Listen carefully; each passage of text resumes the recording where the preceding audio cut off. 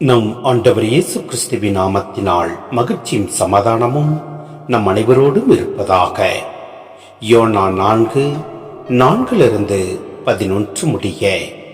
அதற்கு ஆண்டவர், நீ இவ்வாறு சினம் கொள்வது முறையா என்று கேட்டார். யோனாவோ நகரை விட்டு வெளியேறினார். நகருக்கு கிழக்கே போய் உட்கார்ந்து கொண்டார். பிறகு அவர் தமக்கு ஒரு பந்தலை அங்கே அமைத்துக் கொண்டு நகருக்கு நிகழப்போவதை பார்ப்பதற்காக அதன் நிழலில் அமர்ந்திருந்தார். கடவுளாகி ஆண்டவரது ஏற்பாட்டின்படி ஆமணக்கு செடி ஒன்று அங்கே முளைத்தது. அது வளர்ந்து யோனாவின் தலைக்கு நிழல் தந்து அவரது மனசோர்வை நீக்கியது. அந்த ஆமணக்கு செடியை கண்டு யோனா மிகுந்த மகிழ்ச்சி அடைந்தார். ஆனால் ஆண்டவரது கட்டளைப்படி மறுநாள் பொழுது விடியும் நேரத்தில் ஒரு புழு வந்து அந்த ஆமணக்கு செடியை அரிக்கவே செடி உலர்ந்து போயிற்று. கதிரவன் எழுந்த பின் கடவுளின் கட்டளைப்படி கிழக்கிலிருந்து அனற்காற்று வீசிற்று. கடும் வெயில் யோனாவின் தலையை தாக்கவே அவருக்கு மயக்கம் உண்டாயிற்று.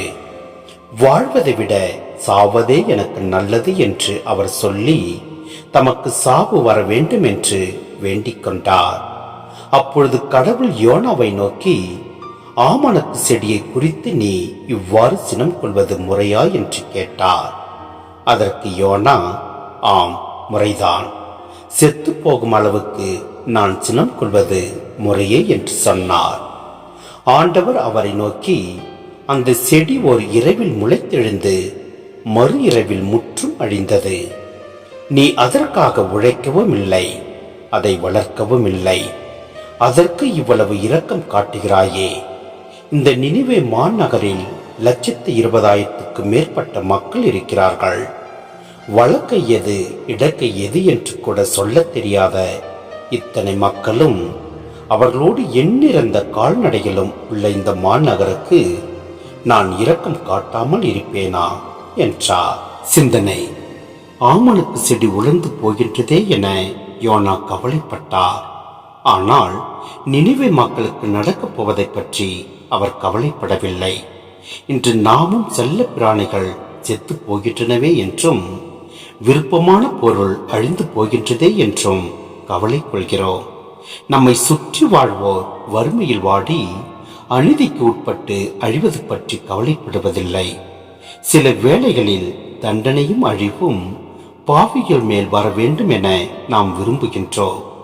ஆனால் நாம் நினைப்பதை விட அதிகமாக கடவுள் அவர்கள் மீது இரக்கம் காட்டுகின்றார். இறைவனுடைய இரக்கத்தை இறைஞ்சியதால் மாலுமிகளை கடவுள் காப்பாற்றினார். மீனின் வயிற்றினுள்ளே இருந்து வேண்டியதால் யோனா காப்பாற்றப்பட்டார். யோனாவின் போதனையை கேட்டு மனம் திரும்பியதால் நினிவே மக்கள் விடுதலை அடைந்தனர்.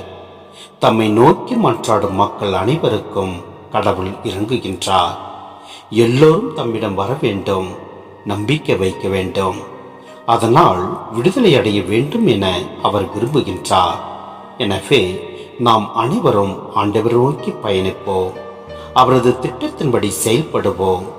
அப்பொழுது எல்லாம் வல்ல இறைவன் நம்மை நிறைவாய் ஆசீர்வதிப்பார். ஆமென்.